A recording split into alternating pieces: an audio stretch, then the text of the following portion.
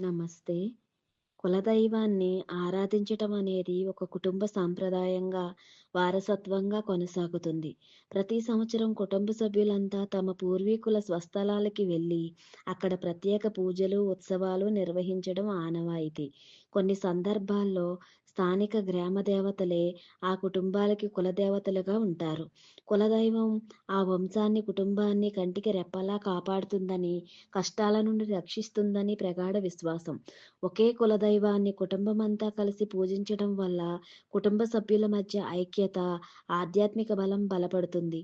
ఆ దేవతను త్వరగా ప్రసన్నం చేసుకోగలరని, వారి ప్రార్థనలు ఫలిస్తాయని నమ్ముతారు. కులదైవాన్ని పూజించకుండా చేసే ఏ శుభకార్యానికి పూర్ణ ఫలం లభించదని చెబుతారు. కుటుంబ పెద్దలకు కూడా కులదైవం ఎవరో తెలియని పక్షంలో వారికి నచ్చిన దైవాన్ని కులదైవంగా భావించి పూజించుకోవచ్చు. కులదైవం పట్ల విశ్వాసం, నమ్మకం చాలా ముఖ్యం. ఆ విశ్వాసమే పూజకు, దైవానుగ్రహానికి మూలం.